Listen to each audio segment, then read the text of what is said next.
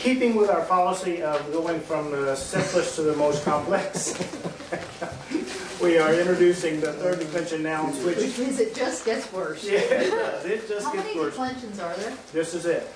Oh, yay! If there are any other declensions, they've hidden them from me. So, there are two masculine paradigms in the third declension, and they're on page 17. The Archon paradigm and the Basileus paradigm. So we're looking at that first in the masculine paradigms, and the first one is Archon. You'll notice a little asterisk there. So in other words, it's never singular. Singular no. in the nominative. No, that's not what the asterisk means. It means that you cannot tell what the ending is going to be in the masculine, in the nominative singular. It could be anything. Yeah, there's, of course, a limited number of possible endings, but that limit is so large that they don't advertise it. But chances are it won't be as, e, or a. Right. It's usually a consonant. If you look down at the examples, there on the underneath the chart on page 17, you'll notice that every example there ends in a consonant. That consonant is not the same every time in the nominative singular, but the nominative form ends in some kind of consonant, and predominant or rhos and sigmas and noons. Do we, just for Caleb, that second section, like the first word, pater, the next word's pathos. Here's how this works. What that is to him? Here's how this works.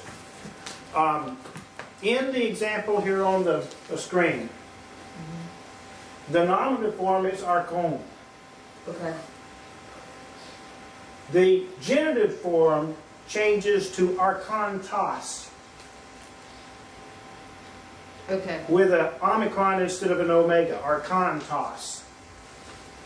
The dative becomes archonti. And the accusative archonton. Okay. Archontes, archonton. So in these third declension masculine, this paradigm at least, the word is actually built on the genitive form rather than the nominative form. The nominative form is irregular. The genitive form is the one that is followed in what the grammarians call the stem.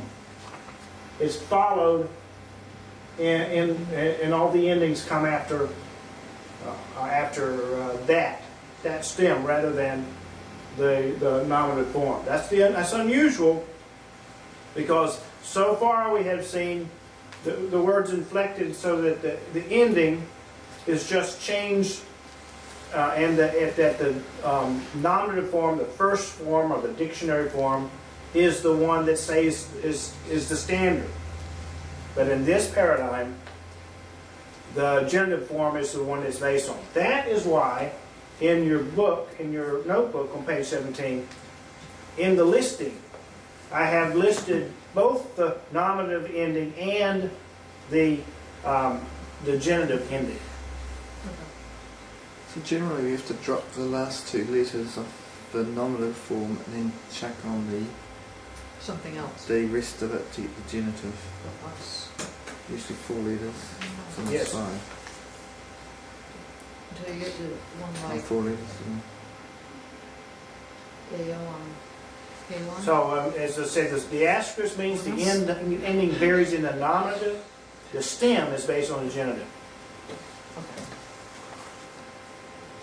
Which is good since it's looks a little bit more regular. Well, it's an os. Right. I mean, if you follow the stems